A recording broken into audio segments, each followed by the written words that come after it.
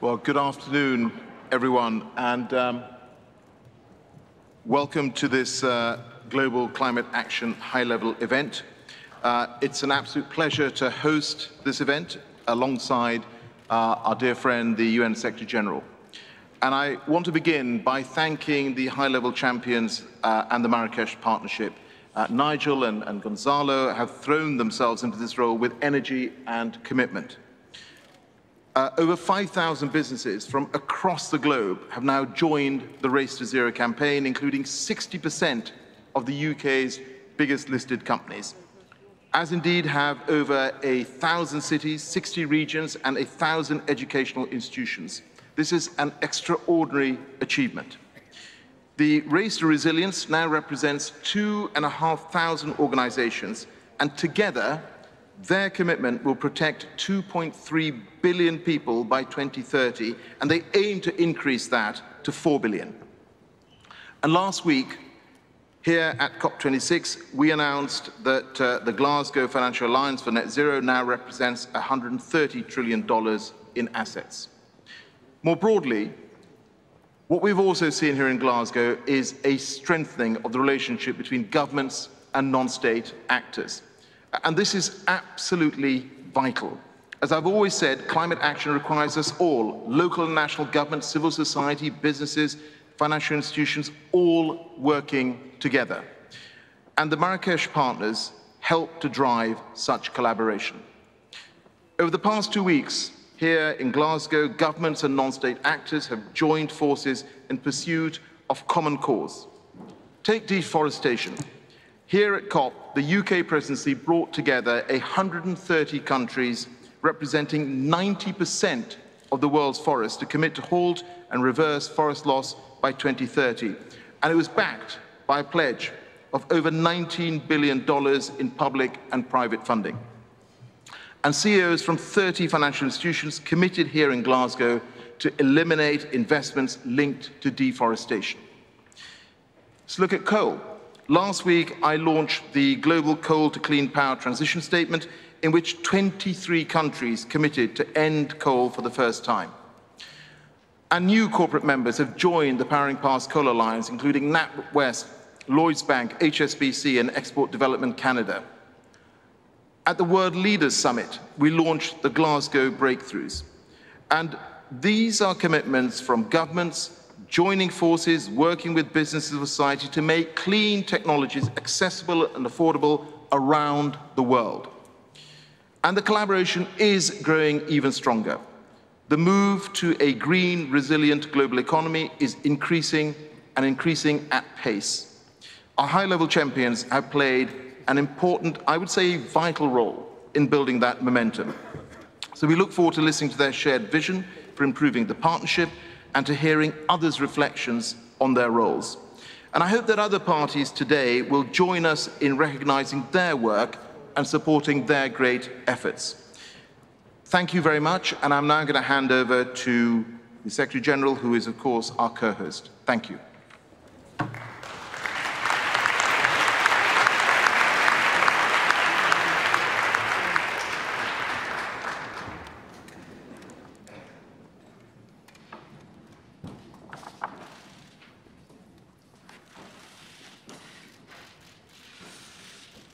Colleagues, friends, this event, perhaps like no other at COP26, underscores a core truth.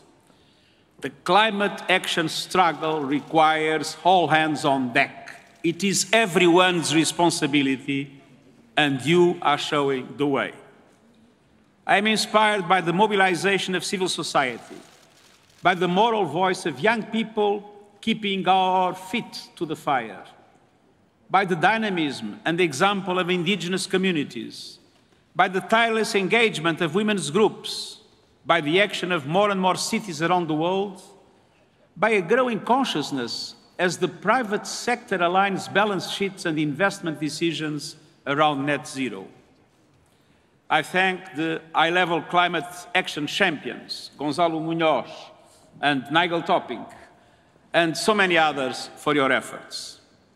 You are indeed racing to a better world.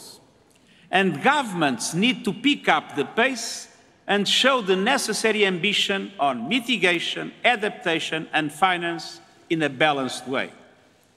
We cannot settle for the lowest common denominator. We know what must be done. Keeping the 1.5 goal within reach means reducing emissions globally by 45% by 2030. But the present set of nationally determined contributions, even if fully implemented, would still increase emissions by 2030. According to the latest joint analysis of the nationally determined contributions by UNEP and the UNFCCC, we remain on a catastrophic temperature rise track well above 2 degrees Celsius. So net zero pledges require rapid, sustained emissions cuts this decade. And I welcome the recognition of this fact in yesterday's US-China cooperation agreement that I consider an important step in the right direction. But promises ring hollow when the fossil fuels industry still receives trillions in subsidies as measured by the IMF, or when countries are still building coal plants, or when carbon is still without a price, distorting markets and investor decisions. Every country, every city, every company, every financial institution must radically, credibly and verifiably reduce their emissions and decarbonize their portfolios starting now. Dear friends, while it's far from enough,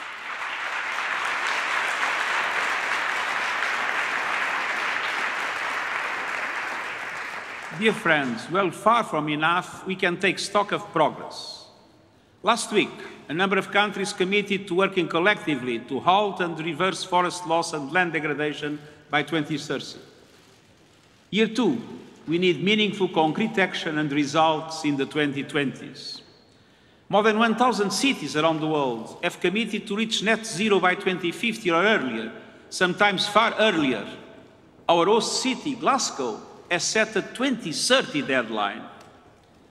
The Net Zero Asset Owners Alliance, the gold standard for credible commitments and transparent targets, is managing $10 trillion in assets and catalyzing change across industries. I encourage the much larger Glasgow Finance Alliance for Net Zero to follow the same path. The global coal pipeline has decreased by 76% since 2015. The G20, including the 3 largest public financiers, have committed to ending overseas coal finance.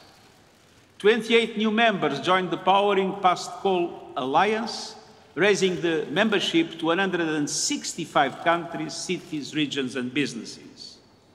And 44 countries and 32 companies and regions have committed at COP26 to transition from coal to clean power. And this will be an enormous task.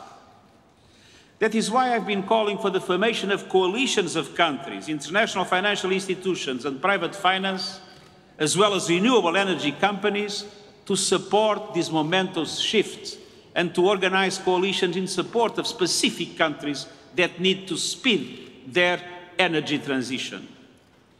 Some 30 member states and regional development banks have pledged immediate support for the clean energy transition in countries. And I urge more financial institutions and investors to follow suit.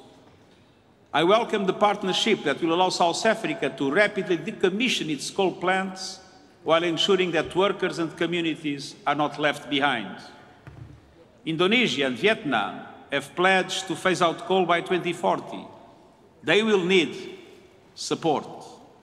And we need similar coalitions to deliver resilient infrastructure and adaptation in countries on the front lines of the climate crisis, from small island developing states to the least developed countries. Friends and colleagues, the announcements here in Glasgow are encouraging, but they are far from enough. The emissions gap remains a devastating threat.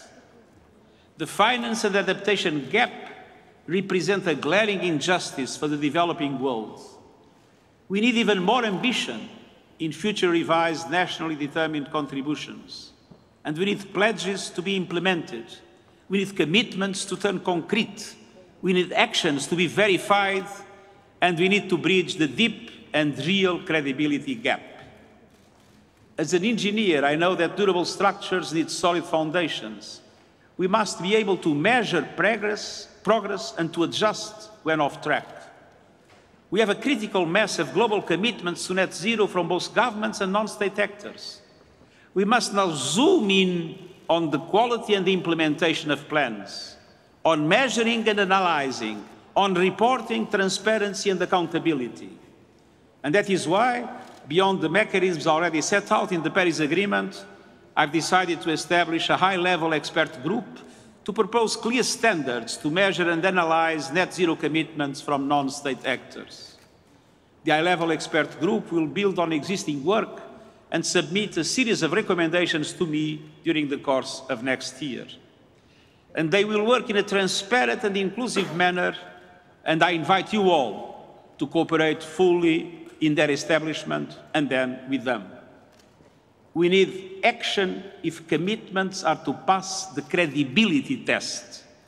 We need to hold each other accountable, governments, non-state actors, and the civil society. Because only together can we keep 1.5 degrees within reach and the equitable and resilient world we need.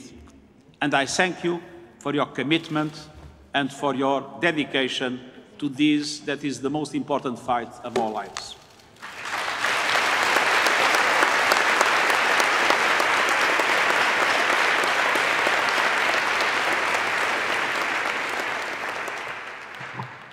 Thank you, Excellency. I now pass the floor to Mrs. Patricia Espinosa, the UNFCCC Executive Secretary.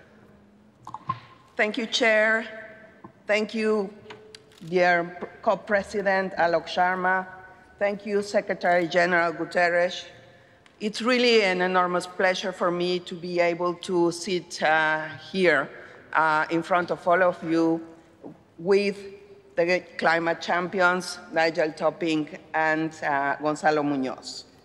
Thank you. I have really testified how much they have been working over these last 2 years. And it's really incredibly encouraging to see all of you here.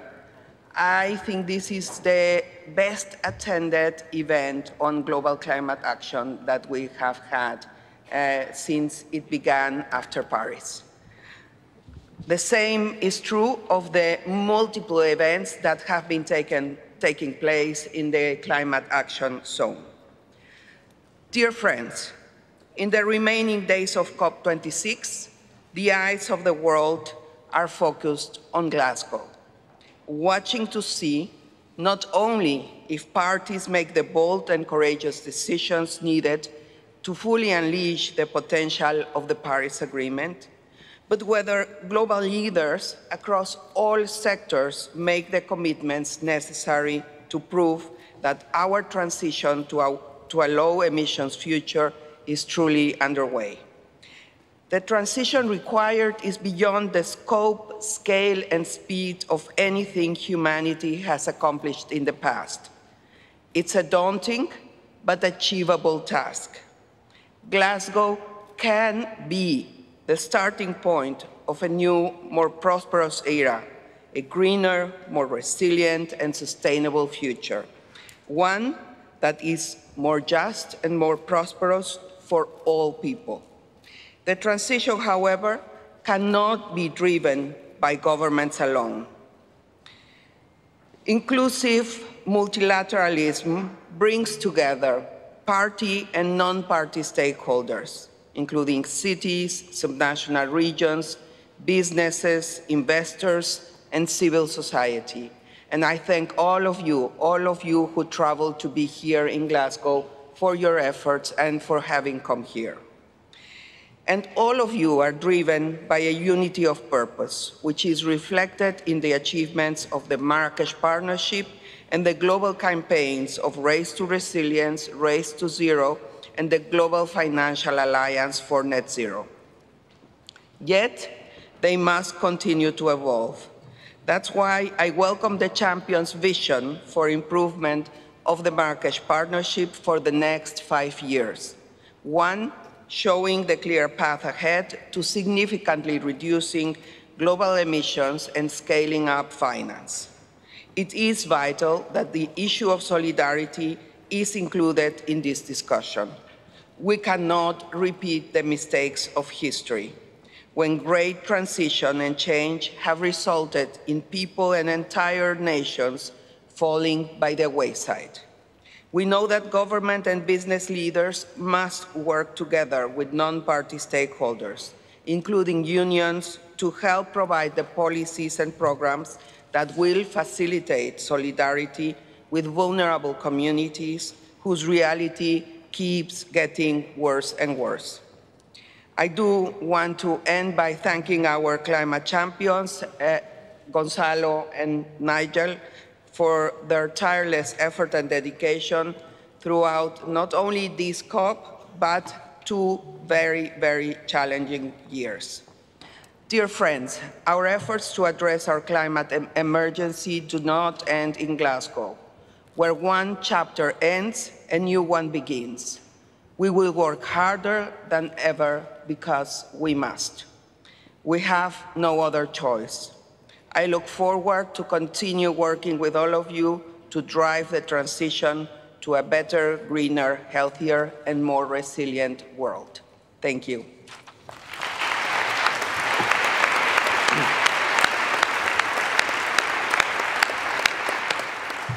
Thank you, Executive Secretary. I would now like to invite the event moderator, Mrs. Salina Abraham, who will lead us into the second session of the event, moving to the non-party side.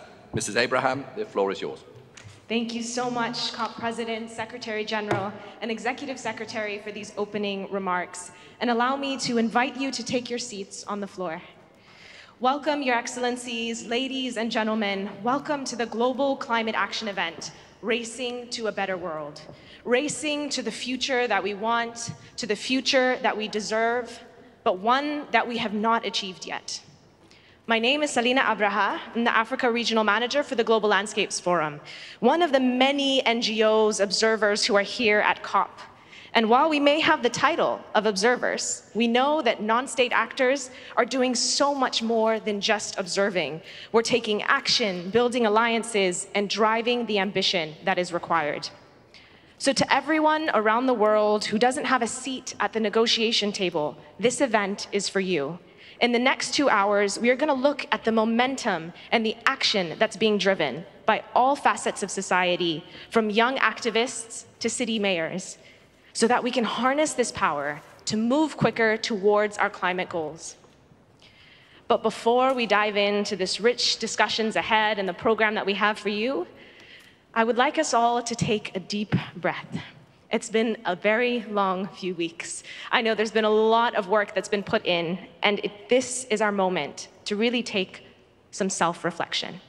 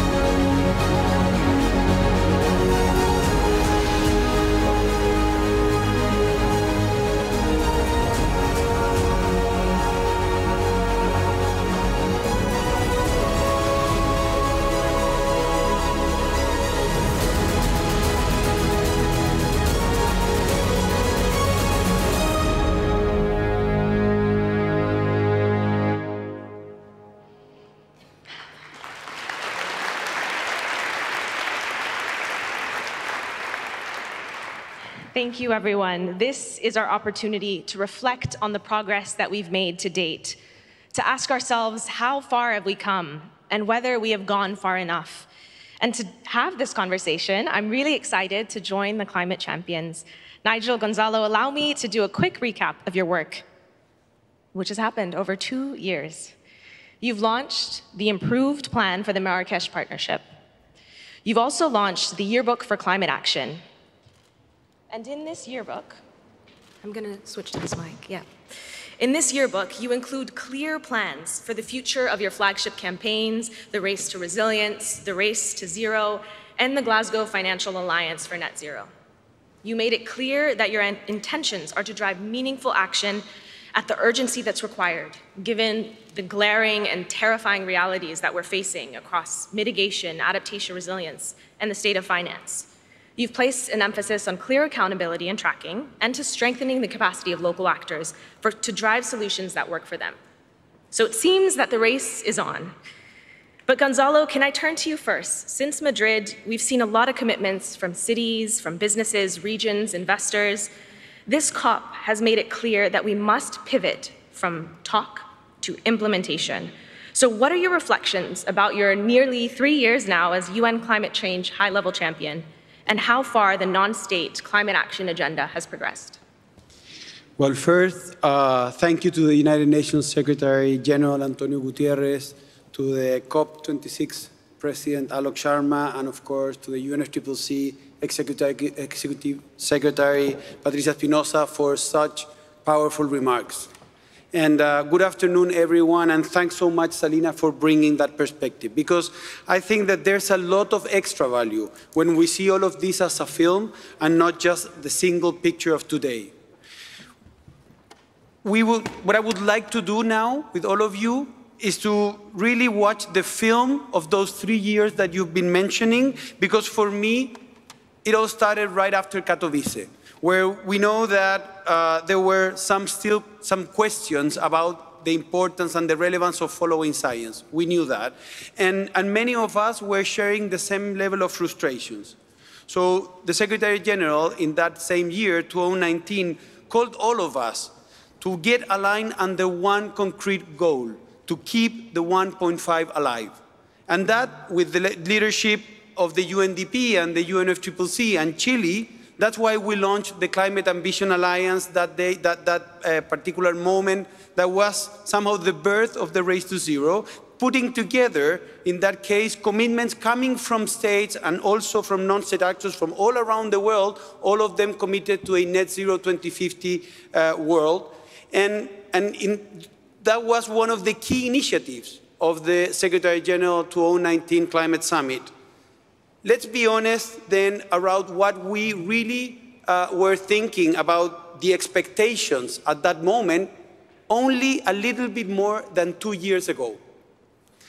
At that time, there were just a bunch of probably 10 companies globally committed to this trajectory, and we were trying at that time to bring another 10. During the summit, we were really proud with working with the UN Global Compact and their initiative, the Business Ambition for 1.5 initiative, of having achieved 97 companies joining this trajectory. So take a look. We've moved from an expectation of another 10 to having reached 97 to having now more than 5,000 companies from all around the world, all sizes, all regions, all sectors of the economy, all of them committed to a net zero 2050 at the very latest. All of them setting, thank you, thanks to you. And thank you, Secretary General, for that inspiration. All of them know that it's all about how rigorous their decarbonization targets will be. They are setting rigorous decarbonizations aligned with science-based targets. We went from some 100 cities at your summit, Secretary General, to more than 1,000 cities, as the Secretary General mentioned in his remarks, thanks to the work of ICLEI, C40, and GCOM.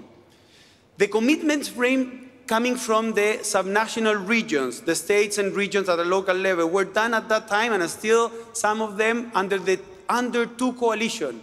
Under 2 meaning under 2 degrees. This week, that coalition has changed the name to be a net zero coalition.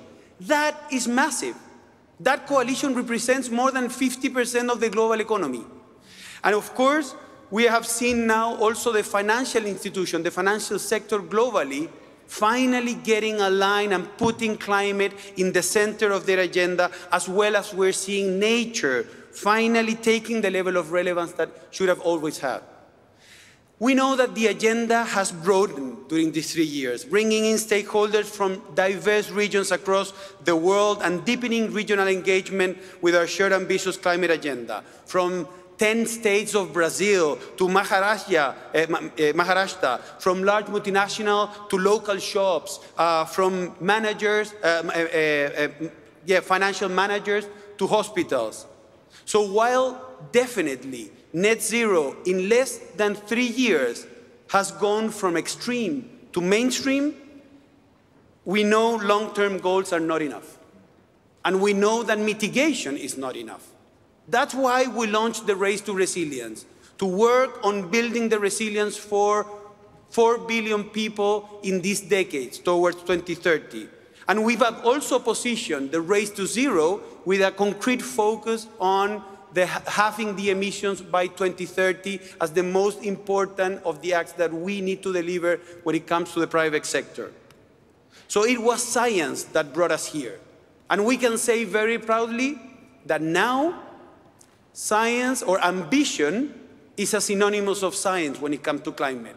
What we need to do now is make ambition also synonymous of integrity and solidarity.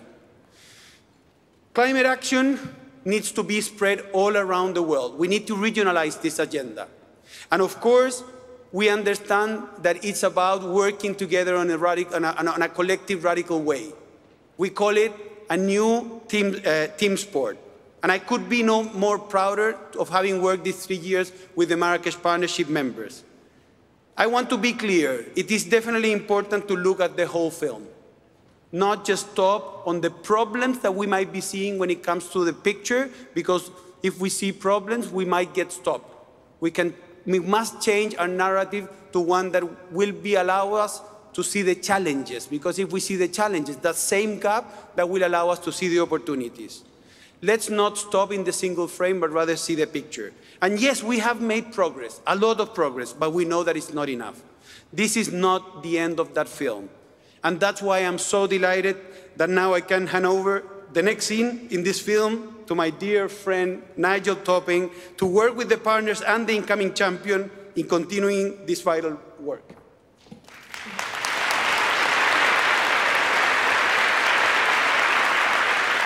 Thank you. Thank you so much for demonstrating, really how the agenda has grown. And as you shared, what once seemed radical is now mainstream. So we can have faith in what will happen in the future. But at the same time, we know there's much, much, much work to do. So Nigel, you've shared the champion's role for nearly 2 years with Gonzalo. And can you tell us a bit more about the vision for this agenda and how it's going to evolve forwards and your plans to implement it? Well, first of all, I have to start by acknowledging that the vision comes from the parties, because the high-level champion's role was created as part of your work back in Paris when you invented the role into being to invite the energy, the dynamism, and the capability of non-state actors into the shared project of getting to a zero-carbon resilient world as fast as possible. And we also have to acknowledge the first two champions, our dear friends Laurence Toubian and Hakim El Fayta, who in Morocco at COP, the following COP, launched the Marrakesh Partnership because they saw that this was going to require systems change, an all hands on deck approach, and we needed all those partners to organise. And as Gonzalo's described, we've taken advantage of the extra year we've had working together to organise with all those amazing Marrakesh partnerships, and I want to call them all out, the great work they've been doing at the COP and since Morocco when we formed the coalition, to build these three campaigns, the Race to Zero, the Race to Resilience, and the Glasgow Financial Alliance. And what we're really focusing on now in this next phase is turning ambition into action, only focusing on action in the next decade. As the Secretary General said, we're not really interested in 2040 and 2050 talking about action there. Mayors and CEOs who talk about 2040 and 2050 will not be in a position there. And I see here looking at some mayors and CEOs nodding. So it's about how do we turn those commitments into short-term action to drive the changes that we need this decade. And as Gonzalo says, we do have real momentum now, but we really still have a massive piece of work to do in two areas. Firstly, to turn that ambition into action. It's not the same saying we're going to do something as doing it, hence the emphasis on accountability.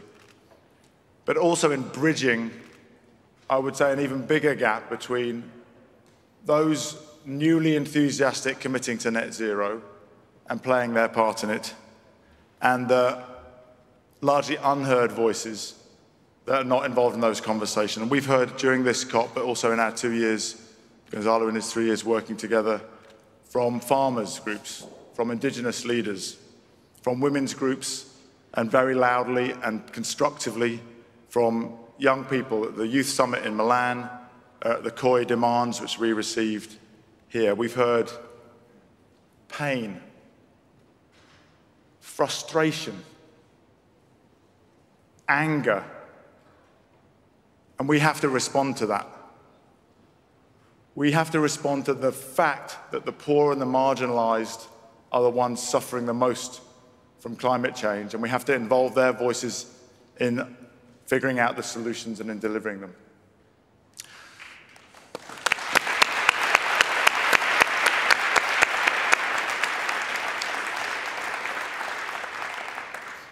So how do we go forward? In Madrid, in 1CP25, I've learned a bit of negotiations jargon along the way. You asked the champions to seek feedback and improve the Marrakesh partnership. And what we heard was, be bold. So we're pushing. You can ask any mayor or CEO or governor or investment banker that we've met, and they'll tell you we push them. Whenever they say, we'll do it in 2050, we say, why not 2045? Whenever they say 100, we say, why not 1,000? We enjoy that part of the job. You said concentrate more on resilience. We created and launched the Race to Resilience. You said build better bridges between parties and non-parties. So we started innovating in implementation labs in the regional climate weeks. And we worked closely with some of the small island developing states, or big ocean states, as we like to call them, and they like to be thought of, and some of the African countries in party, non-party collaboration, which led to some of the content of the World Leaders Summit earlier last week. You said do more work in the global south. The Marrakesh Partnership is too global north biased, so we've set up teams in Latin America and Africa, small teams, but we'll continue to drive that centre of gravity from the north to the south in the years to come. You said pay attention to tracking and credibility, so we've built a lot of robust standards into the Race to Zero. We have a great expert peer review group, and the science-based targets methodology for net zero is very clear that there isn't a role for offsets instead of the fundamental change in business models and the real reduction in carbon emissions. And transparency has to be at the heart of that in terms of accountability, particularly as commitments soar. And so we really welcome the Secretary General's expert group and look forward to working with that to establish the highest standards of accountability and credibility. So going forward in the plan that we've put forward, I want to draw attention to 3 elements in particular. First, our work to mobilize private finance in emerging markets and developing economies. The demand for capital is staggering and way outstrips what public purses will be able to provide. So we know that the private sector must be mobilized, and we're working hard as one of the work streams in GFANZ with Mark Carney and Shamira Wickramanayake. We know we need to continue raising resilience up the agenda so it's the equal sibling with mitigation. We know that it's more important for many communities than mitigation. So we're delighted that the Resilience Hub's been a real success here, and we hope that that goes from strength to draw more attention and direct more resources to resilient solutions. Resilient solutions in the most vulnerable communities, where the climate crisis is a felt reality today, not an abstract idea tomorrow. And we commit to further regionalizing the work so that we don't operate on global average pathways, but locally contextually specific pathways to net zero resilient futures driven by local knowledge and local partners. Our pledge, and I speak on behalf of my dear friend and partner Gonzalo Muñoz, but all past champions and future champions and the Marrakesh Partnership, is to honour the trust that parties have placed in us to drive momentum from non-state actors in support of all aspects of the Paris Agreement, to offer this as input into the global stocktake as is needed and helpful, and to offer the momentum from non-state actor pathways and action as a source of inspiration for enhanced ambition, and together to drive the ambition loop ever faster until we're on track to and deliver the resilient zero-carbon future that we have collectively promised to future generations.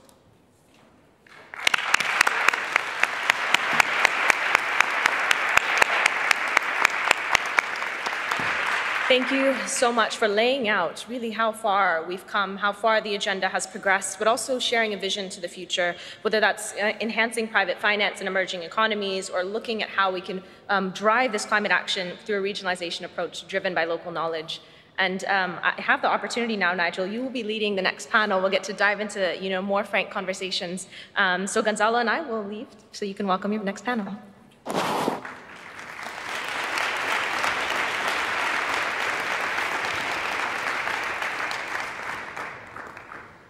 So, based on what Gonzalo and I have just outlined, on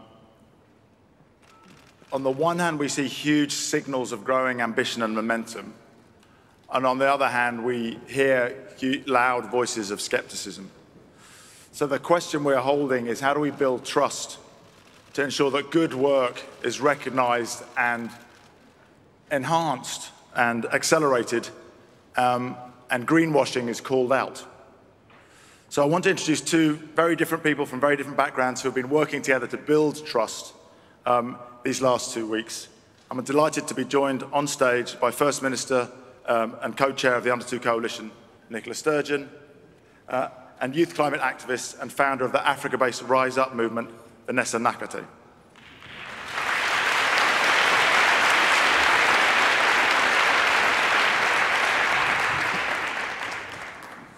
So, First Minister, you've been involved in addressing the climate crisis for a long time and been leading by taking bold climate action, not just as First Minister of Scotland, but also as the co-chair of the Under 2 Coalition. I don't think it's been renamed, as Gonzalo said, but it's not yet. Not yet. But the membership standard, the bar's been raised. Can you share some reflections on the progress you've made, both at home, but also in building this international collaboration? Thank you very much, and it's a real privilege to take part in this event, and not least to do so with Vanessa.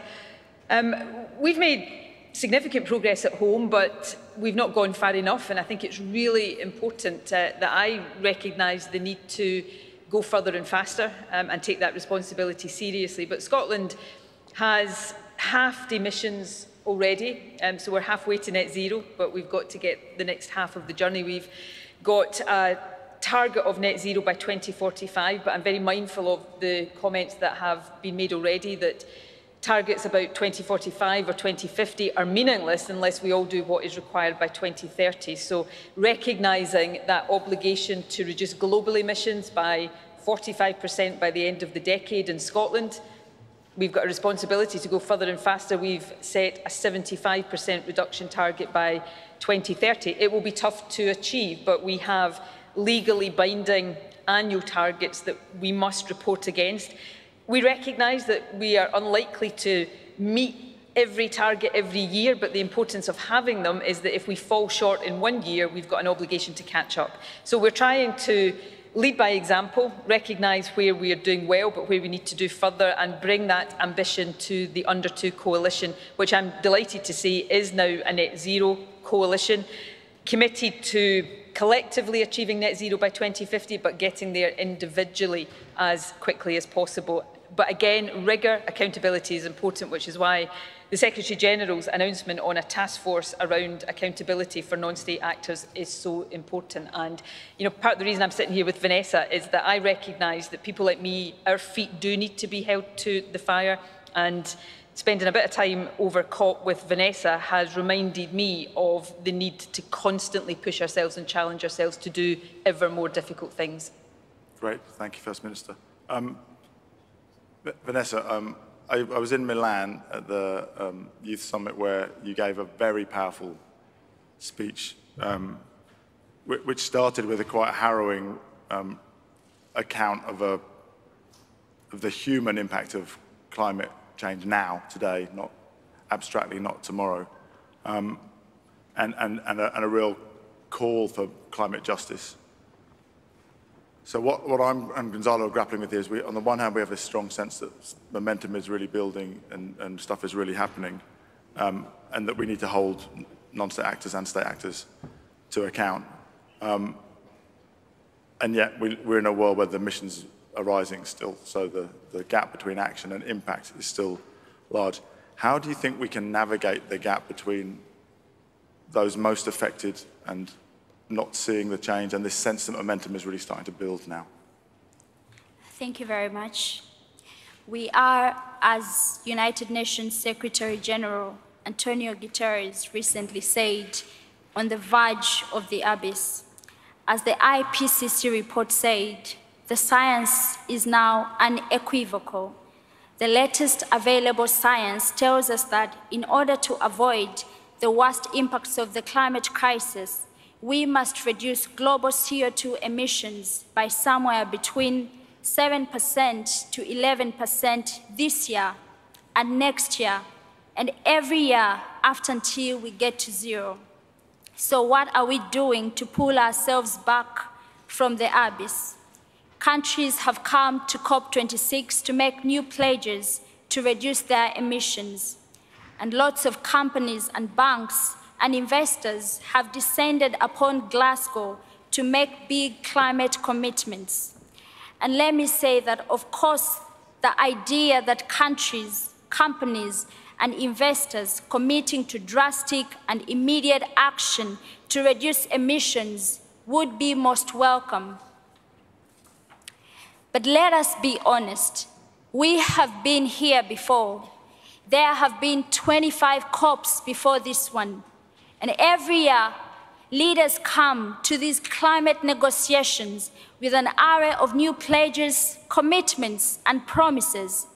And as each COP comes and goes, emissions continue to rise. This year will be no different. CO2 emissions are forecast to jump in 2021 by the second biggest annual rise in history.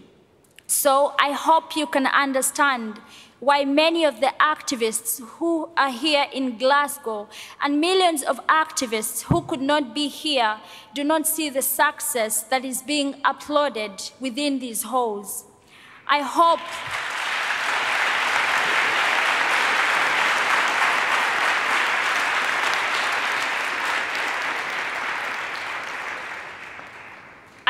that you can appreciate that the 9 million people dying every year from breathing toxic air, from fossil fuel-driven air pollution, do not have decades to wait for oil, gas, and coal to be phased out.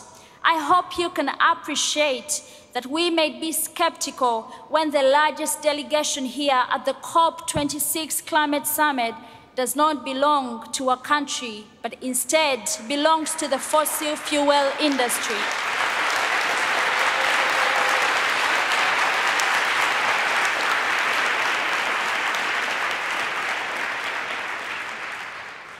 I hope you can appreciate that where I live, a 2-degree world means that 1 billion people will be affected by extreme heat stress. In a 2-degree Celsius world, some places in the global south will regularly reach a wet bulb temperature of 35 degrees Celsius. At that temperature, the human body cannot cool itself by sweating. At that temperature, even healthy people sitting in the shade will die within 6 hours. We see business leaders and investors flying into COP on private jets. We see them making fancy speeches. We hear about new pledges and promises. But we are drowning in promises. Commitments will not reduce CO2. Promises will not stop the suffering of the people.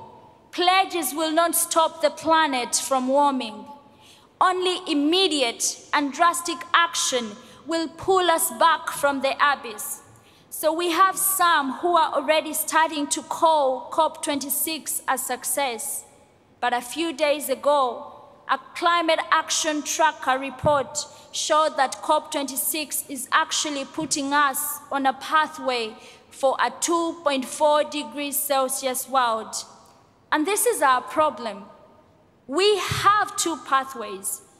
There is the pathway of commitments and hype and promises and fanciful net zero targets and happily ever after. And then there is the pathway of the best available science, of ever stronger storms and droughts and floods, of toxic polluted air, of real people suffering and dying. And these two pathways are diverging. The truth is that the atmosphere doesn't care about commitments. It only cares about what we put into it or stop putting into it. Humanity will not be saved by promises. It's hard to believe business and finance leaders when they haven't delivered before. They have not been faithful in their promises. They have not been honest in fulfilling their commitments. They have not been trustworthy in making their pledges a reality. So, I have come here to tell you that we don't believe you. We don't believe that banks will suddenly put trillions of dollars on the table for climate action when rich countries have struggled since 2009 to raise $100 billion for the world's most vulnerable countries.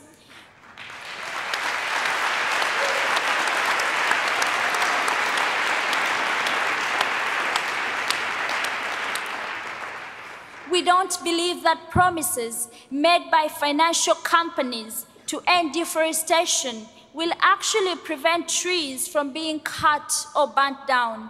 We simply don't believe it.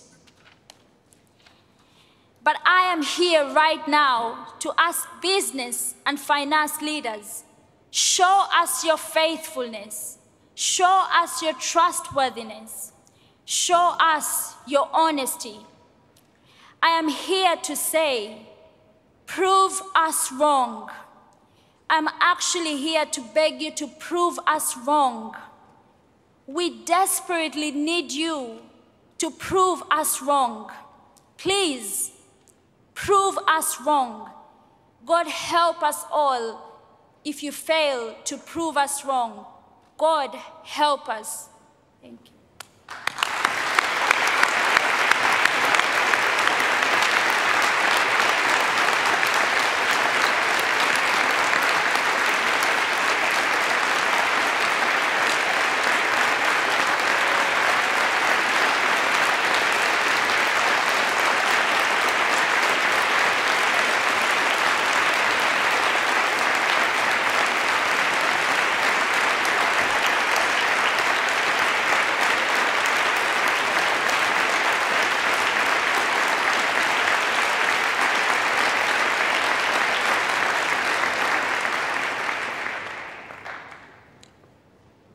So Vanessa, I hope you can tell from the length and the warmth of the applause that people agree with you.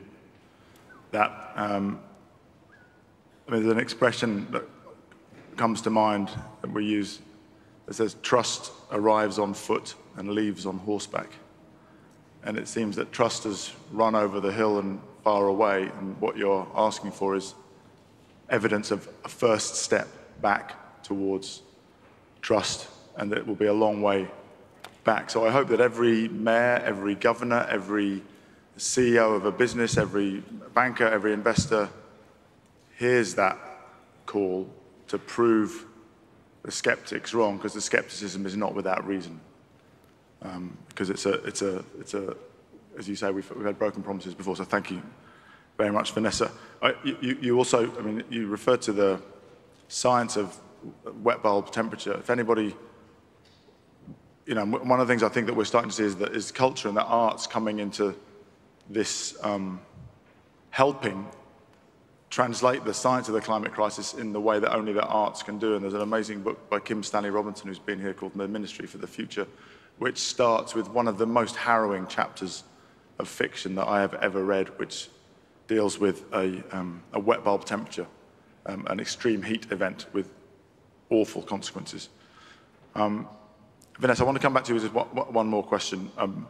You know, you published a book. You asked me the other day if I'd read it. I've got it now. I haven't read it, but I was just skimming through it. And, you know, you highlight unheard stories and untold voices. You talked about Mama Muguer, where the plantain saleswoman, and how her life was affected by COVID. So you have a skill of bringing the abstractness of promises and climate science into daily lives. And, you know, we've had lots of help in that with some of our ambassadors and friends. And on this stage, Tasneem Messop and Clover Hogan spoke very passionately. Salim Hook and Sheila Patel have helped us with this as well, to really emphasize the need for more support for the communities for whom the climate crisis is a reality now. You are particularly eloquent on this subject in Milan when you talked about the need for more emphasis on loss and damage. Could you put that in, tell us where that comes from a personal perspective? Yeah, thank you. Loss and damage is something that is happening right now in so many communities across the global south. And as we head on a pathway of 2.4, I can say that is a death sentence for so many communities that are already on the front lines of the climate crisis, communities that didn't cause the climate crisis, that are least responsible. Historically, Africa is responsible for only 3% of global emissions, and yet many Africans are suffering some of the most brutal impacts fueled by the climate crisis. So with the rising global temperatures, with the changes in weather patterns, people are losing so many things. Loss and damage is happening right now. I have given a number of stories, personal stories of what I've seen, of what people have told me. And to us, you know, finance has been promised, you know, for mitigation, for adaptation, but we need a separate fund for loss and damage, because finance for adaptation is critical, finance for mitigation is critical, but for many of us in vulnerable countries, we cannot adapt anymore to the climate crisis. We cannot adapt to lost identities. We cannot adapt to lost cultures. We cannot adapt to lost histories as the climate crisis is sweeping and washing everything away. We cannot adapt to lost biodiversity, and we cannot adapt to extinction. We cannot adapt to starvation. So as the climate crisis escalates, communities are losing their farms, communities are losing their homes, people are losing their businesses, people are losing their livelihoods, their cultures. This is why it's important to see that a fund, a separate fund for loss and damage is put in place, and it's a start to know that, it's a good start to know that Scotland has put in some money on that fund, and it recently doubled the finance for the fund to 2 million. Yes, and this is just a start, and we want more businesses, more countries, more investors to put money in this loss and damage fund, because we need finance for communities that are on the front lines of the climate crisis.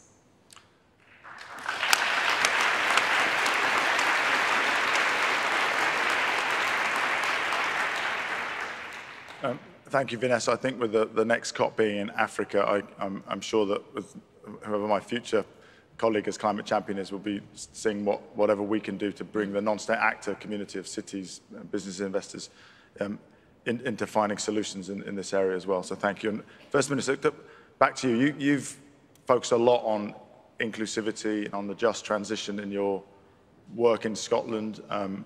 You partner with the Climate Justice Resilience Fund. Vanessa's talked about some of your contributions, which you've doubled today. Can you say a little bit about the role of solidarity, both within and between nations and communities, in making this transition real? I would put it stronger than solidarity. Rich developed countries like this one owe an obligation, a debt to developed vulnerable countries, because we've created climate change, we've benefited through generations from the emissions that have been pumped into the atmosphere, and countries like Vanessa's are right now paying the price. Finance is key to this, not as an act of charity, but as an act of reparation. And I would say two things, echo entirely Vanessa's comments about the $100 billion a year commitment. There's many things that Glasgow has to achieve, and I hope we will see them achieved over the next 48 hours or so. But one relatively straightforward thing that should be achieved, and there is no excuse for not achieving, is meeting that $100 billion commitment. It was made 12 years ago. It will be shameful if we come out of this COP without that commitment being met in full. And we can't. And for rich countries, that should be relatively easy to do. So to world leaders, I'd say, please don't miss that opportunity. And we must, mitigation, adaptation, hugely important, but countries are suffering right now the loss and damage of the impact that is being felt now, and we have to step up and recognise the obligation we have to countries to help deal with that. Scotland has tried at this COP, given we're the host country, to put loss and damage on the agenda for the first time. Loss and damage must now be on the agenda of every COP from here on, but more than on the agenda. We must start to see real money delivered to this. It is, again, I'm glad that Scotland has made the commitment, but we must see more countries come forward. It is not good enough that there is one country, and only one country in the world, that has made any financial commitment to this. So this has to be something that we see real progress on. It's not too late at this COP. Scotland's a small country. Our contribution is always going to be tiny in a global scale. But we had already, coming into this COP, made a commitment to double our Climate Justice Fund and set money aside for loss and damage as well. Today, we've announced we're not going to double it, we're going to treble it. And why are we doing that? To send a message to every world leader around the negotiating table: step up in Glasgow and let the rich countries start to pay their debt to the developing and vulnerable countries across the world. It is no longer good enough, and there is no longer any excuse for not doing so.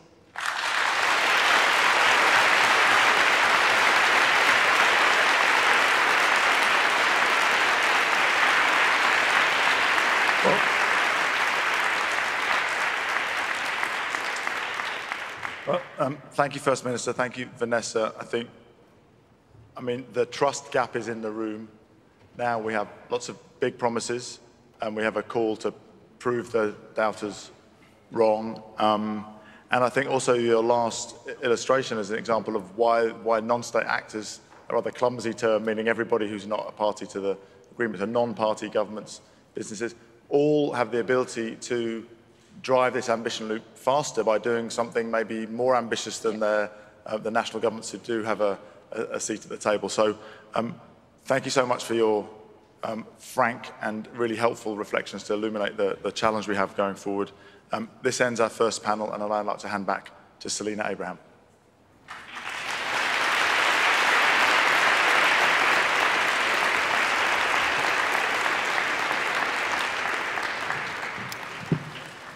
Thank you so much, Nigel, First Minister, and Vanessa, for that conversation. I think we all felt the waves of emotions coming through just from listening to this conversation, and I invite us to sit in it. Yes, we have our commitments, but we also have the demands of our people. We have our visionary plans, but we also have the responsibility of taking care of the most vulnerable. So as we sit in this real and raw human emotion, we need to channel it, to be energized, to go beyond what we think is possible and do what is absolutely necessary. So I want to introduce this next panel that'll build on this conversation about building trust that has been lost, rebuilding relationships that have been broken, and understanding that what actions we need to take moving forward. So I'd like to now welcome Gonzalo back to the stage, and to also invite Ana Lucia Villela, the president of the Alana Foundation, Sadiq Khan, mayor of London and incoming chair of C40, and Manuel Pulgar-Vidal, who's the global lead on climate and energy at WWF. Welcome.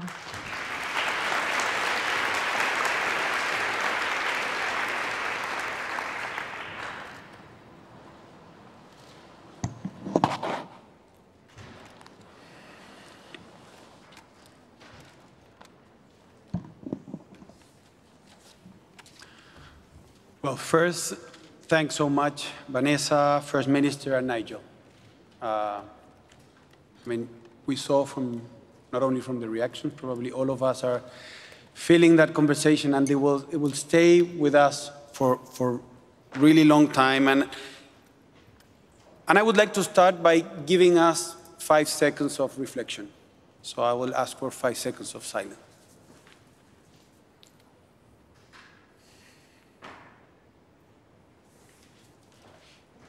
So the invitation is now to listen deeply about what we just heard and analyze how we can build from this and hold ourselves accountable, right? That's what it's all about. And again, kind of back to the film, I think that the question is, how can we take this momentum that we have been seeing over the last months and years and then turn all of this into real concrete action in the next 12 months, right? We know we cannot wait for years to come. It's now when we have to deliver. And therefore, we will require innovative thinking. We know that it will be a lot about thinking differently in order to implement and then move forward in the right possible way. So I'm really delighted to be joined by Analu, Major Khan, and Manuel Pulgar-Vidal, our dear friend, or I mean, 3 dear friends on stage. And I would like to start with you, Analu, if possible. You are part of the Latin American banking history. And also, I would say you're part of the Latin American care for nature history. So, if I may, I would like you to reflect on those 2 elements and how those 2 elements are somehow shifting the approach of the non-state actors towards a common goal and bringing nature into the center of the agenda and maybe reflecting into the next 5 years. Okay. So nice to be here. Thank you, Gonzalo. Maybe approach closer to the microphone. Okay. So I think that I think the state is just one of the ways a society can organize itself. So when human life is at risk, as is the case right now, non-state actors begin to act more together. NGOs, companies, banks, universities, press, entertainment industry, everybody. They have to mobilize and act together and act more, if only for the sake of extinction for survival. So I think that we all understand we have to do something urgently. And a plan of having a green economy is the only way to thrive. And thinking as a bank, it's also the only way for a bank to thrive. You know, it's implementing it. We need to trust each other. We need accountability. And it's urgent. We need to do it. At Itau Bank, we clearly understand that we will only achieve a sustainable future if we build everything together with our clients and in a collaboratively, you know, with all stakeholders. It's impossible to give one step further without sharing, without doing it together. Becoming net zero bank is not only wanting a better future for all, but it also makes economic sense. So I really wish that all banks become soon net zero, because it's the only way we can do this. It's everybody together. And talking about making sense, I think that the most valuable things in the planet are clean water, clean air, healthy food, biodiversity, and with a just transition. That's what I believe. Thanks so much, Analu. Manuel, you know the COP process really well. You were the COP20 president, and most of us know very well that this agenda, meaning the agenda of the non-state actors and the Marrakesh Partnership, was built through the Lima Paris Action Agenda, and you were in those initial days. We call you the godfather of the Marrakesh Partnership. And I think it would be great to receive from you your reflections in terms of what does it mean, that film that I was referring to from your point of view, but also how do you see this mandate, the Marrakesh Partnership playing the role in the next 5 years? Thank you, Gonzalo, and hello to you all. Look, it is true, I am very proud that we started this in 2014 with that. At that time, it was called the Lima Paris Action Agenda. So that was the starting time. We convened the first action day, 2014, some years ago. And it was Paris and then Morocco that consolidated the process and launched the Marrakesh Partnership. And also that helped to organize sectors, and that was like the second step. So a starting point, organize sectors, and then we move into trying to have sectors defining more clearly targets. And now we are entering into a new phase. And what the Secretary General has just told us, it is so important. It is the phase of credibility. So let me start by saying that what we must recognize it is how important it is to insist in these kind of processes. But that is not enough. Because what we do need it is to make an accurate use of the processes by having clear targets based on science and with mechanisms that can make people and citizens to track progress. That is for me a key element of the action agenda. Because look, we came to the COP26 with two main ideas, the ambition gap and the financial gap. But the Secretary General has just mentioned the credibility gap. It's amazing, it is real. The people is on the street demanding for credibility. And that is something that I am sure that based on the mandate and the new Marrakesh Partnership 2.0, that can be addressed by this platform. But by the end, friends, that depends not on the two champions, great friends, really congratulations for all what you have done, but depends on the implementation, that it is related to the actors. Because now I am used to thinking there are three options, no more than that. Or we keep this process alive by using it in an accurate way, by being clear and by promoting credibility, or we will receive regulations, impositions, and mandate by the law and by the rules. Or worse than that, it will be courts that will demand us to act. So depend on us. So if we really want to keep this process alive, to really keep this joint effort in between the public and the private, to exploit the potential of the Marrakesh Partnership in this new phase, we do need to play our part. If not, we know what it could be the consequences. So we have the mandate, we have the new Marrakesh Partnership 2.0, that it is a fantastic one, and congratulations again, but depend on us of continue building this credibility by promoting clarity. The people is demanding clarity. Let me finish by saying, the lack of credibility, it is putting more people on the streets. So what we do need is to recover the people into the process, to recover that hope. And it is just by doing that that we will give a new impulse to the process. If not, we are going to damage our own process.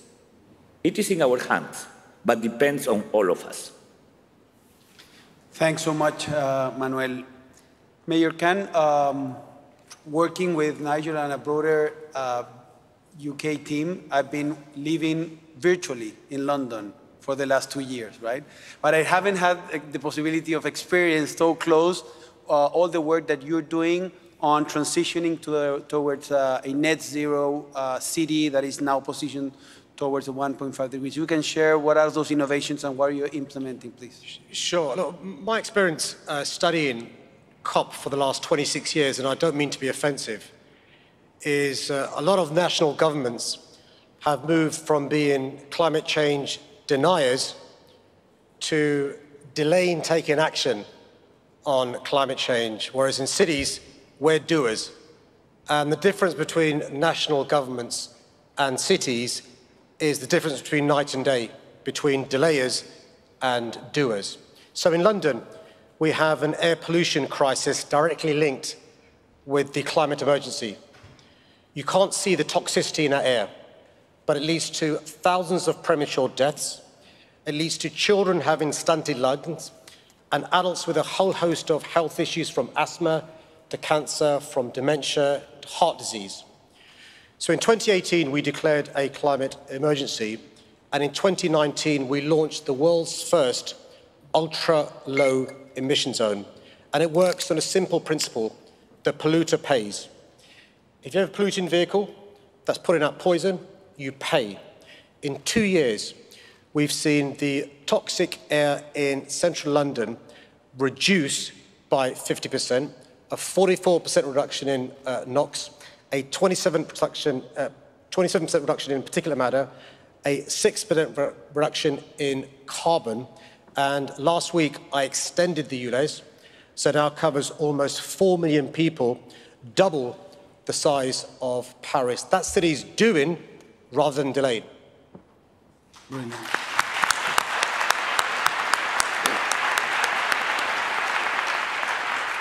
Thanks so much, Mayor. And I will go back now to you, Manuel, to take that and say, well, when it comes to scaling this globally, what do we need to unlock to rapidly scale commitments like the one Mayor Khan has just referred to, and even Alu with the bank? How can we scale that globally? Look, in this time in which we have to implement clear actions, I think that there are some key principles. I am sure that you all have seen this meme that is saying, "I will quit alcohol in 2050. It is true, it sounds a joke. It is exactly the same. So the point is, how can we connect the long-term vision with strong and real short-term actions? That it is about. And because of what the Secretary General mentioned of this credibility gap, I think that we have to frame those actions, in my point of view, in 5 key principles. The first one is that it must be oriented to real reductions. That is key. That is a priority. No excuses, no alternative mechanism to divest or to avoid, to fulfill with our top obligation. The second one is that we must push actors to define targets based on science. And we know that we have SBTI, it's a great mechanism, but for sure it is not mandatory. So how can we encourage actors to join SBTI? To in some way sanction to them that are not willing to join SBTI, or whatever it could be, that body that will define the science, the targets based on science.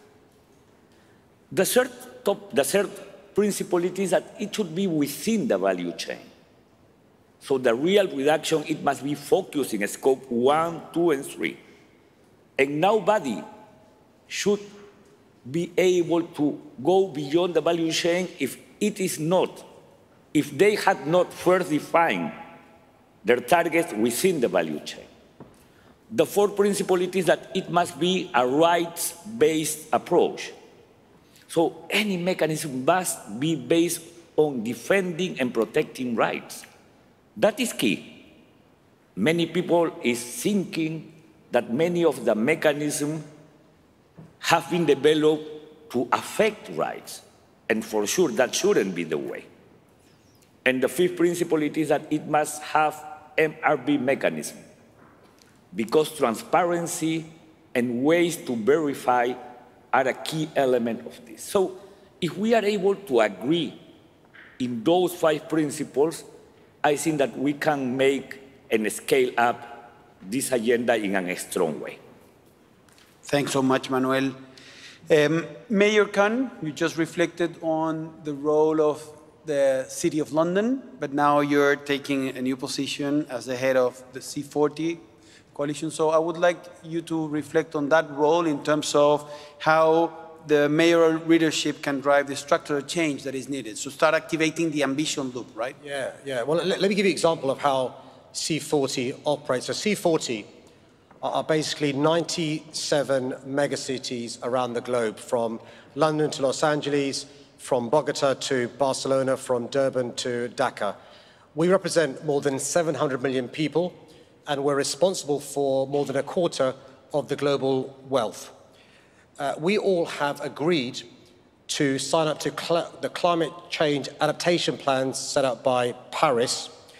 More than 2/3 of the 97 cities, so 65 cities, more than 2/3 are either on schedule for meeting the Paris promise or exceeding meeting the Paris promise. Compare and contrast, how many countries are on course to meeting Paris or exceeding?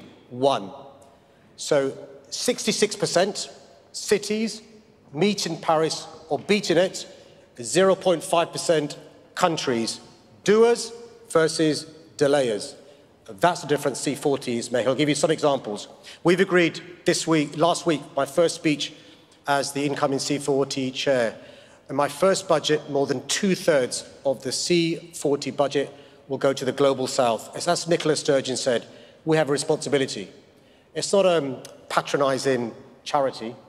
We've got a responsibility. I believe those with the broadest shoulders carry the greatest burden. We announced today $1 billion to provide electric buses to cities in Latin America. And by the way, Bogota, the wonderful city of Bogota, has more electric buses than any city in the world outside of China. The difference progressive, nimble cities are making. And our vision is to make sure we have a green recovery from this pandemic, to make sure that we help the global south, but also to make sure that we collaborate. We are a partnership. We work together. We don't see countries we don't act like countries seeing each other as competitors. We see each other as collaborators and partners working together. Thanks so much, Mayor.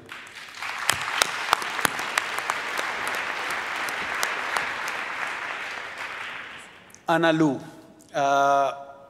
we know each other for a long time, and I can share with the audience that I first met you as one of the co-founders of Maria Farinha Films, a B Corp in Brazil with your husband, Marco. Then I got to know you because you're one of the co-founders of Instituto Alana, one of the most important institutes working on mobilizing the right type of education and culture and giving the base for the early stages of education in kids in different parts, at least in Brazil and also in Latin America.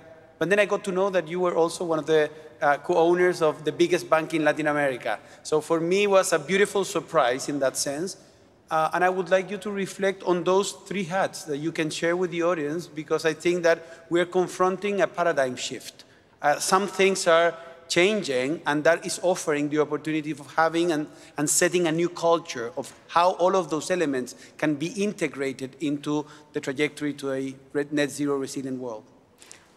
It's not that they can be integrated, they are integrated. You know, it's just, I think we have to occupy all spaces, and it's easy to see that we all as humans, we all want the same thing. And, you know, we have to work with each other, so it's not difficult to understand that. I'll start talking about the organization, which is Alana, which is my big passion. So we've been working with children's rights for many years now, including climate justice. And I think that for us to change, to shift paradigm, it's through, I think it's only going to be through behavioral change and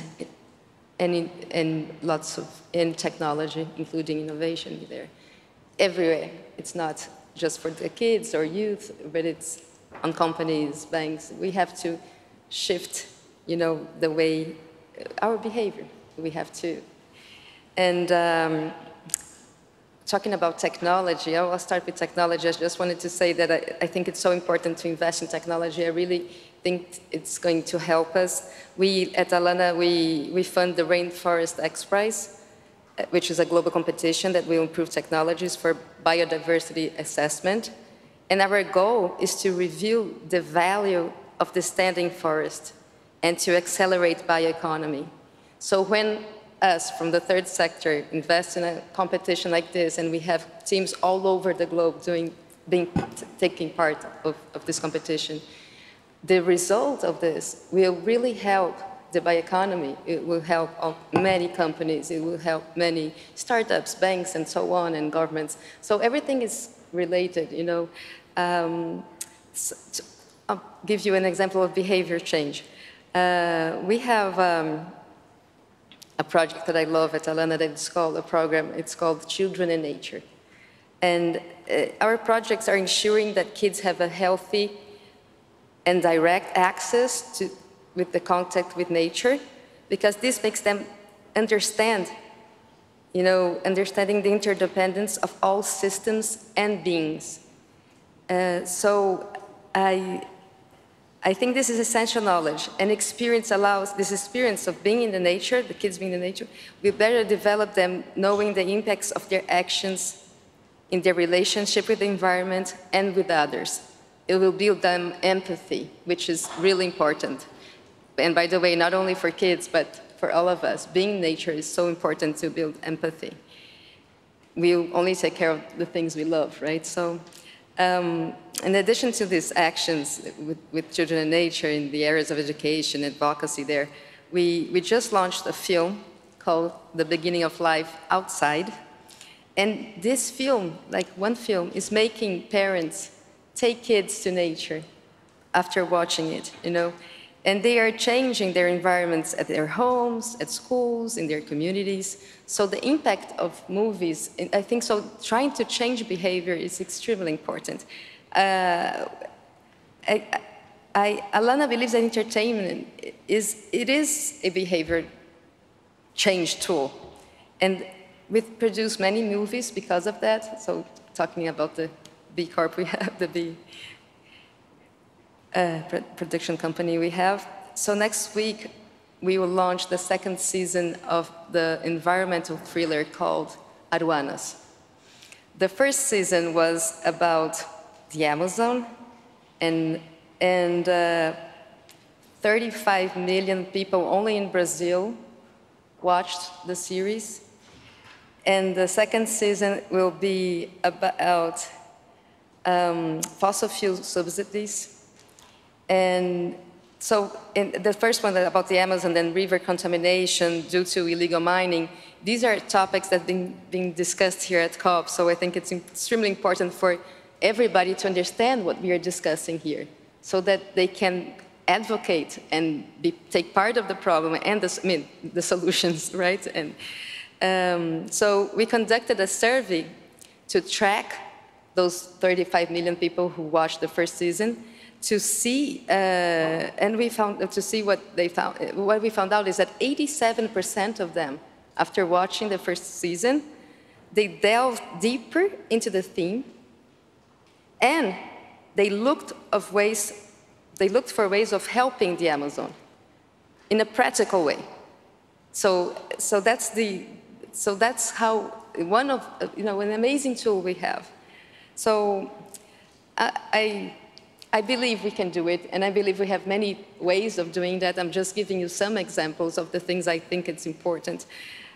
We also brought to this COP, talking about COP, a cute, rich research on children that we did all over Brazil, and we heard the voices of multiple childhoods.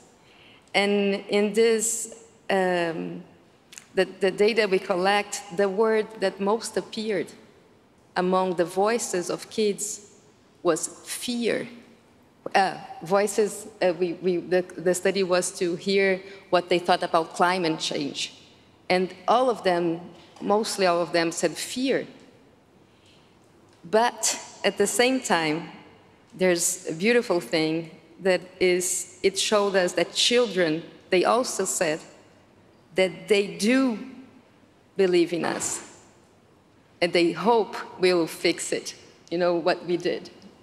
So I think We should invest a lot in education, children and youth, and here, listen to them. This is the best thing we can do. It's really invest in our major asset in this planet, which is human beings, right? We have to invest on them. So let's act for the planet that children have now and in the future. That's what I want. Well, I just want to thank the three of you. I think that we've been capable of landing for many of the opportunities, some of them through the three of you. So thanks so much, and I ask Salina to continue for the program. Gonzalo, I would like to make something out of agenda. It will take 1 minute. We know that by the end of this COP, Gonzalo will leave us as high-level champion of the action agenda. And it's a great guy, good friend, great champion, and great leader. And I think that we all can give a friendly and warmly farewell with a big applause to all your work.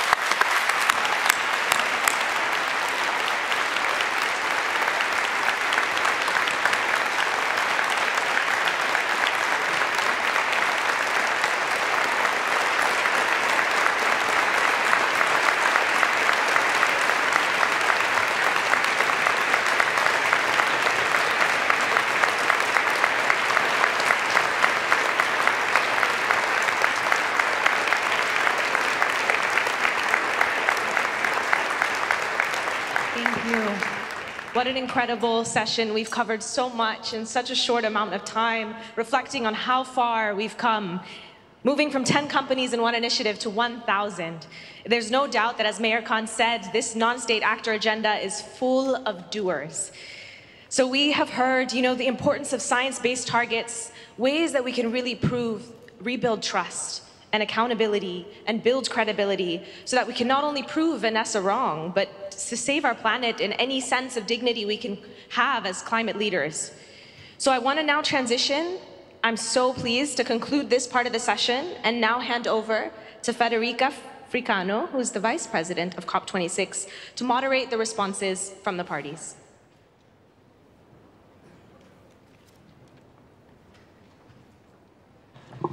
Thank you very much, Salina. Dear delegate, it's now my pleasure to open the floor for intervention from parties. Your Excellencies, Mrs. Teresa Ribera, Deputy Prime Minister and Minister for the Ecological Transition of the Government of Spain, you have the floor. Thank you. Thank you so much, Federica. And I also want to join Manuel in these congratulations and gratitude to Gonzalo. Gonzalo has been quite instrumental, helpful, and an open mind that allows us to understand to what extent we need to work together. I think that this is the main point, the main additional point we have got along this year. Remember, in Madrid, we were talking about the possibility of extending the mandate of the champions. And of course, we did up to 2025, and it was worthy. I think that what if we could not have extended your mandate in these long 2 years that we have gone through? So thank you. Thanks a lot. Thanks a lot, Gonzalo.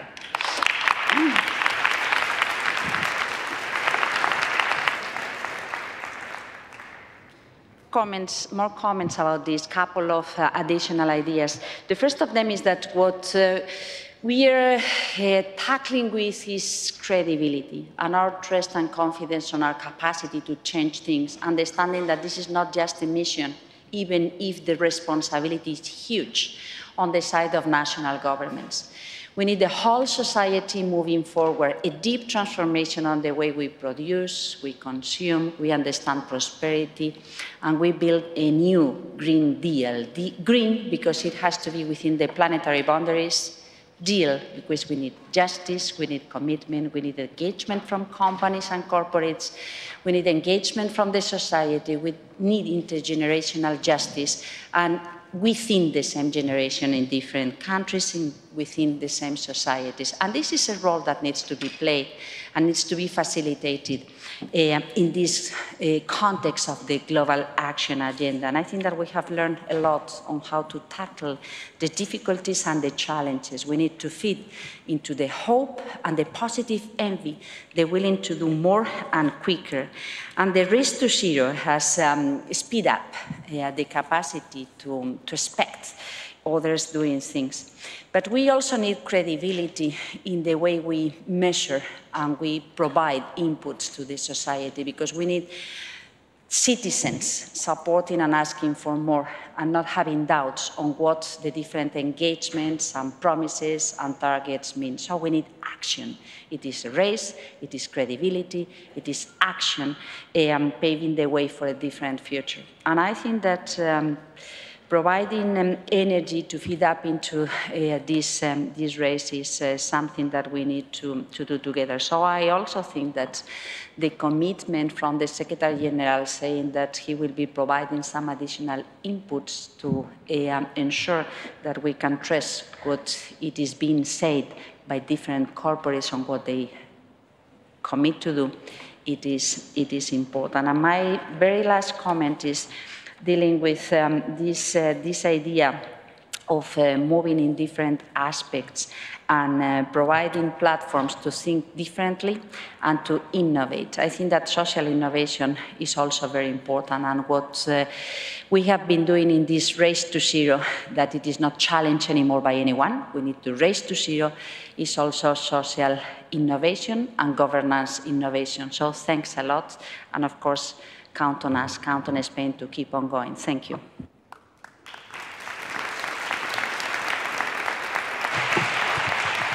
Thank you. Thank you very much, Teresa, for your intervention. And now it's my pleasure to give the floor to Mrs. Rosa Morales, National Director for Climate Change and the Certification of the Ministry of Environment of the Republic of Peru, speaking on behalf of ILAC. Madam, you have the floor.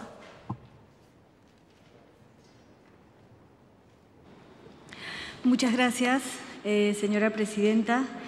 Como usted ha dicho, el Perú tiene el honor de realizar esta intervención en nombre del grupo de los países ILAC, Chile, Colombia, Costa Rica, Guatemala, Honduras, Panamá, Paraguay y el Perú. En primer lugar, queremos destacar y agradecer el arduo y constante esfuerzo que los campeones de alto nivel para la acción climática, Gonzalo Muñoz, representante de la Presidencia de Chile, miembro de ILAC, y Nigel, representante de la Presidencia del Reino Unido, bajo cuyo liderazgo se ha logrado una aceleración exponencial de la participación en el incremento de la ambición y acción de los actores no estatales en reducir emisiones de gases de efecto invernadero hacia la neutralidad del carbono y el incremento de la capacidad de adaptación y resiliencia a los efectos del cambio climático, siempre manteniendo este balance entre mitigación y adaptación. Este bienvenido liderazgo se construye sobre la base de iniciativas previas, en particular a partir de la Agenda de Acción Lima-París, iniciativa conjunta de las presidencias peruana y francesa de la COP20, lanzada en la COP21 en Lima, que destacó y movilizó la acción sólida de empresas y otros actores no estatales en la reducción de las emisiones de carbono y el impulso de sociedades resilientes. Recibimos con mucho interés la visión a 5 años de la Alianza Marrakech para la Acción Climática Mundial, que busca, entre otros aspectos, mejorar los mecanismos de enlace y participación con los actores no estatales, presentada por los champions de alto nivel. Asimismo, confiamos que las campañas Race to Zero y Race to Resilience, lanzadas desde la última COP en Madrid, seguirán movilizando a una comunidad cada vez más creciente de actores no estatales, tanto de ciudades, regiones, actores de la sociedad civil y empresas. Esta COP ha demostrado que los actores no estatales en su diversidad ya están asumiendo un liderazgo cada vez más creciente e importante. Iniciativas tales como el Resilience Hub apoyado por el Gobierno del Perú es una muestra efectiva de ello. Por lo tanto, damos nuestro pleno respaldo a la visión de 5 años para la Alianza de Marrakech para la Acción Climática y cuenten con nosotros para lograr su implementación. Muchas gracias.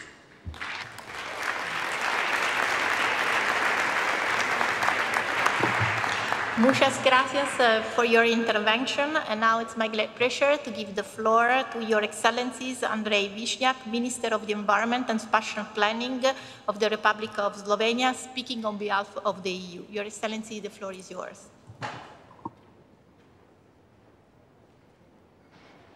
Ladies and gentlemen, I have the honor to deliver this statement on behalf of the European Union and its 27 member states. Let me start by thanking the high-level champions, Gonzalo, Muñoz, and Nigel and their team for extraordinary efforts these past 2 years.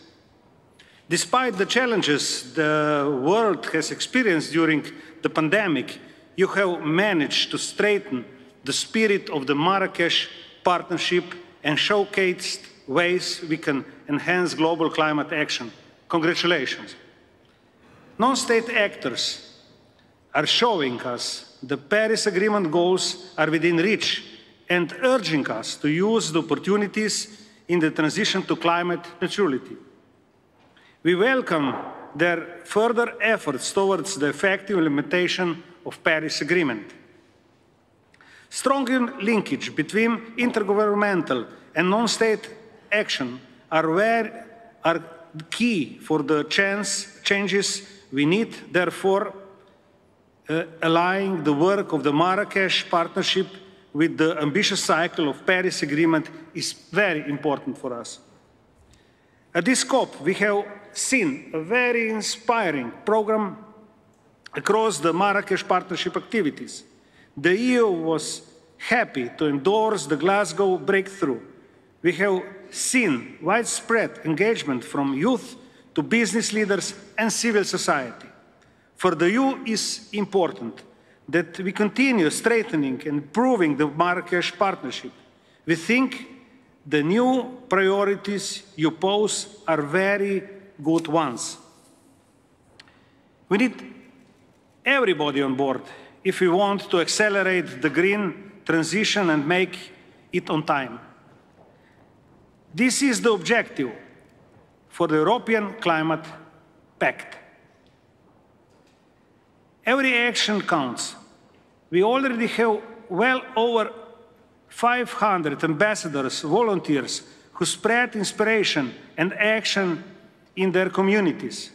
We are also collecting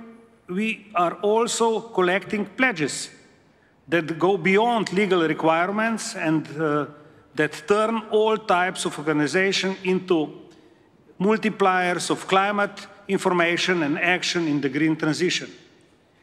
Finally, let me conclude by expressing support to your work as high-level champions. You are inspiring so many people around the world, and we are proud of the outcomes under the Marrakesh Partnership. Thank you very much.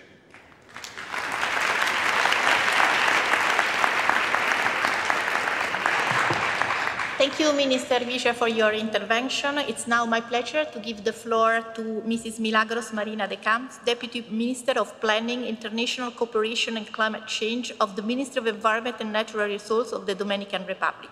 Speaking on behalf of our houses. Madam, you have the floor. Thank you very much. Excellencies and colleagues, I am delivering this statement on behalf of the Alliance of Small Island States, AOSIS. I know that we often open with that line, but I want for a moment to explain why the high-level champions and the Marrakesh Partnership is critical to my group of countries. While we know that the effects of this climate crisis will impact all states, the early effects are being felt most acutely in the small islands. We are already seeing sustained and substantial impacts on our economies, livelihoods, and societies. 1.5 degrees is not just a target, but a necessary precondition to our continued existence. But the recent NDC synthesis report was clear that the current level of ambition in the NDCs is neither sufficient to meet the net zero pledges, nor to get on a 1.5 degree pathway. Quite simply, we are not doing enough, and not doing enough in the near term. For small islands, near-term action is critical. Greater action by states and non-state actors alike is critical. And so the work of the Marrakesh Partnership is critical. This alignment between the needs of small islands and the work of the Marrakesh Partnership is not an accident. AOSIS was the earliest and potentially strongest supporter of what would become the Marrakesh Partnership. Many elements, including the champions themselves, were first conceived in AOSIS submissions. This is not to take credit for Marrakesh Partnership, but rather to make this point. AOSIS spent years thinking and working to establish this stream of work, but even in our wildest dreams, our final outcome was never as robust, comprehensive, or effective as the Marrakesh Partnership is today. The work of the champions over the past 3 years has been without end, and we would hope that the parties reflect our thanks in the COP decisions. The 5-year vision on improving the Marrakesh Partnership released by the champions earlier this month is an excellent response to the extended mandate given to them at COP25. In particular, we would like to highlight 3 things. First, regionalizing the Marrakesh Partnership is critical. We need increased engagement of the Global South, both state and non-state actors, in the work of the Marrakesh Partnership. Regionalization will enhance engagement and effectiveness. It should result in new multi-stakeholder alliances that spur global and regional transitions in sectors like tourism and expanding technologies like green hydrogen.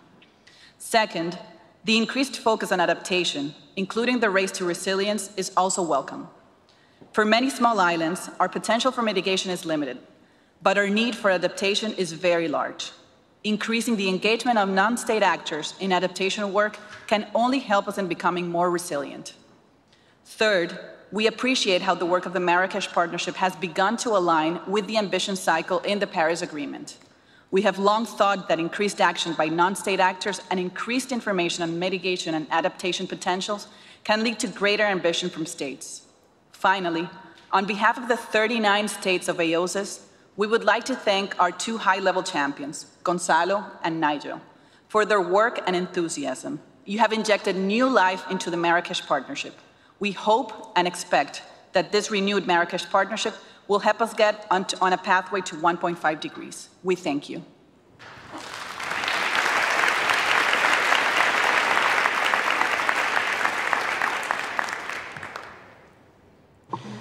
Thank you very much for your intervention, and now it's my pleasure to give the floor to Mr. Yukata Shoda, Vice Minister for Global Environmental Affairs, Minister of Environment of Japan. Sir, you have the floor. Thank you, Chairperson. Japan would like to congratulate all ambitious activities by the high-level champion and non-party stakeholders across the world under the Marrakesh Partnership, demonstrating the clear pathway towards a net zero world. I also would like to highlight the vital roles that subnational governments could perform in realizing a zero-carbon society, as they can formulate and implement a sector-wide and locally designed plan. In the case of Japan, the national government formulated a comprehensive roadmap for pushing local communities to achieve net zero by 2050. We plan to support more than 100 leading areas in mobilizing to draw out their decarbonization efforts one after another. We call it the decarbonization domino effect. So far, almost 500 municipalities covering around 90% of Japan's population have declared to aim zero-carbon cities. Japan's effort will go beyond our borders to accelerate the domino effect globally. We held the first Zero-Carbon City International Forum with collaboration on UNFCCC. Around 40 national and local governments, as well as international organizations, shared their ambitious actions and good practices. We will convene the second forum early next year in cooperation with the United States and the Global Subnational Zero Carbon Promotion Initiative, which was launched yesterday. Madam Chair, Japan has been closely working with high-level champions to accelerate local actions. Japan commits to make best efforts to develop multi-level actions and accelerate domino effects around the world to realize decarbonized society. Thank you very much.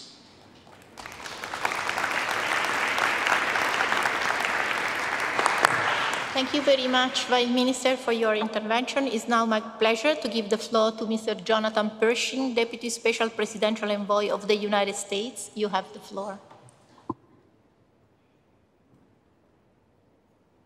Thank you very much, Madam Chair.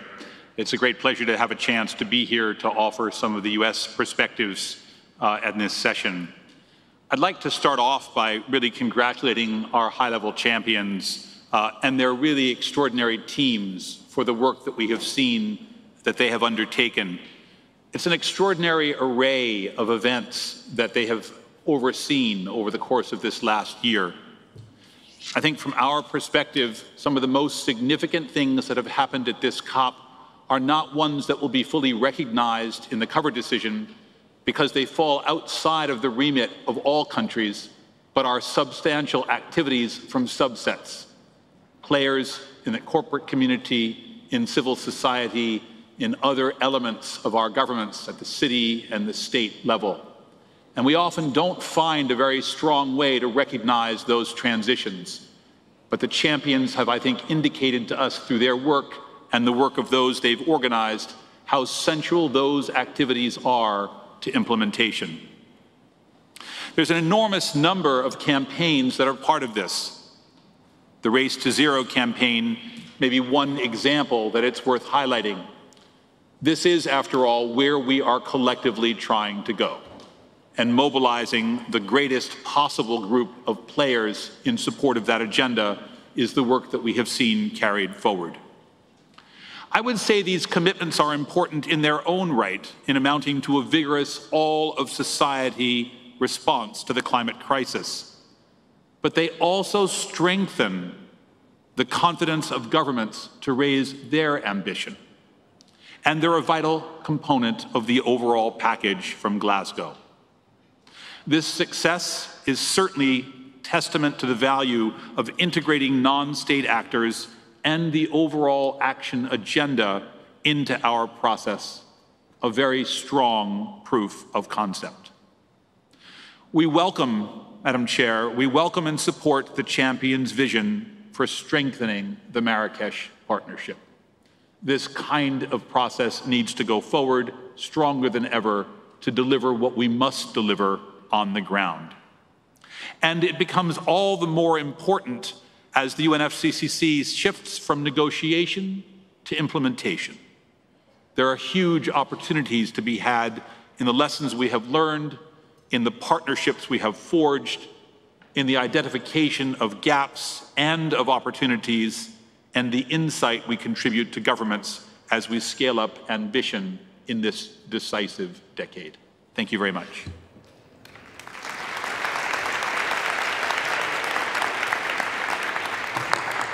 Thank you, Mr. Pershing, for your intervention. And now it's my pleasure to give the floor to Mrs. Mari Elena Castillo Marcical, Deputy Head of Delegation, Climate Change Directorate, Ministry of Environment of Panama. Madam, you have the floor.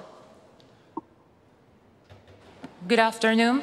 Panama will take this opportunity to channel the voice of the global youth. We are indigenous leaders, lawyers, researchers, organizers, and artists. We have changed laws, amended constitutions, and defended land through social media, direct action, and divesting millions. We decide elections. We pressure you into agreement in Paris, yet we are excluded from full engagement for its implementation. This must change. This is a message for state and corporate leaders. We are not going anywhere. We will use our growing power to hold you accountable. You say your actions are ambitious, but your ambitions keep us on track to a fatal 2.4 degrees of warming. We look to you as global leaders, yet your actions are failing us. Leaders don't settle for anything less than 1.5. Leaders defend people and biodiversity above profit and politics. Leaders present NDCs that actually get us to real zero. Leaders bring youth from all genders, indigenous people, and the most marginalized to the negotiating table. Leaders give youth the power to negotiate their own future as Panama did. Leaders reach 1.5 by safeguarding human and indigenous rights, including in the design of Article 6 mechanisms. Leaders reach 1.5 by cutting emissions at the source and funding solutions that end intersectional oppression and systemic violence. Leaders build resilience with nature through decentralized and community-led solutions. Leaders reach 1.5 while financing loss and damage by funding the least responsible and most affected. Leaders act with intersectionality at all times. Leaders see the response to COVID-19 as the single greatest generational opportunity for climate action and economic justice. 1.5 is the simplest moral choice in all of history. Paris promised 1.5, but lack of leadership is giving us 2.4 degrees of deadly warming. 1.5 is not a choice. It is a necessity, a moral obligation, a lifeline. On behalf of over 11,000 youth from more than 129 nations, you must take actions immediately to ensure 1.5. Lead, be bold. Thank you.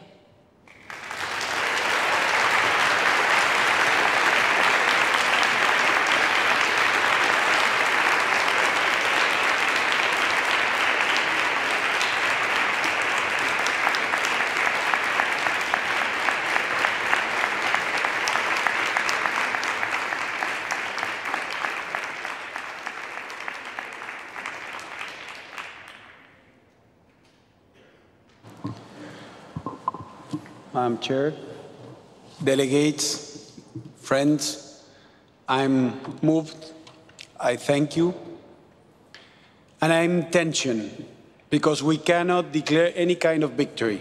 We've just heard the level of challenges that we're still facing, and we know that it will be, as Sheila Patel says very well, the poor woman of the world, the one that will decide whether we succeed or not. But also, if there's a small understanding of we having done something good, there's no possibility of success when it's individual. So success, if not shared, is a defeat. So I just want to thank all of you. I've been working with the most brilliant person in the world, Nigel topping the size of the heart and the mind and the passion of this individual will lead us in front next year with, I would expect, a fantastic champion from Egypt towards the implementation of this plan and towards the implementation of the Paris Agreement.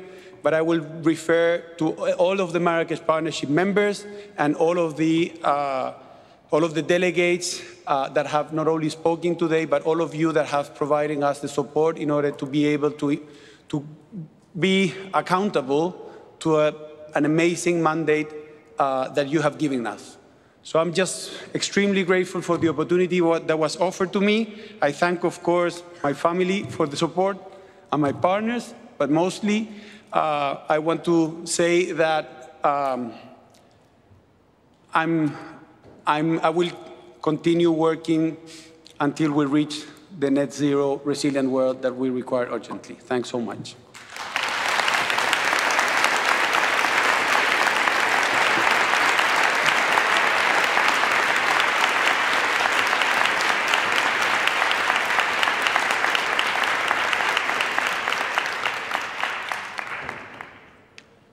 Madam Chair, delegates, friends, everybody who's watching, Gonzalito, mi amigo para siempre. First of all, I want to thank Gonzalo. It's a matter of real sadness to me that he steps down tomorrow, but as he said, he can run, but he can't hide. He's going to be involved in this agenda forever, as will I be. I want to thank all the courageous voices who hold the mirror up to us to remind us that despite the fact that we are making good progress, we're still woefully short of what future generations deserve and are demanding. And I want to repeat my promise to you as parties and to all the observer groups and all the young people alive today and to come that we, Gonzalo and I, past champions, future champions, and all the Marrakesh partners, commit to honour the trust that you, the parties, have placed in us to drive real change in the real economy and the real world forward and to deliver on the promise of the Paris Agreement. It's been an honour to work closely with my dear friend Gonzalo for the last nearly 2 years, and I look forward to working very closely with an African champion to accelerate action on mitigation, on resilience, and on the means of implementation. And I thank you all.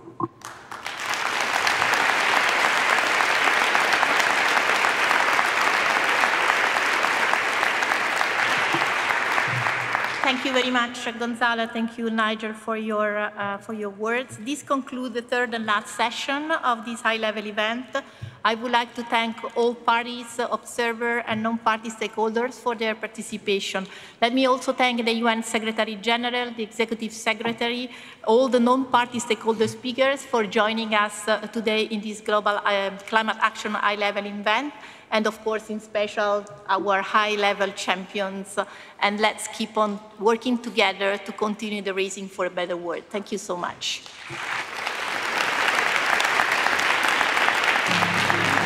Everything is connected on this planet, from the tiniest creatures producing the oxygen in the ocean to us breathing it here on land. I'm seeing greater dialogue and connections and action between public sector, private sector, development partners, and various stakeholders.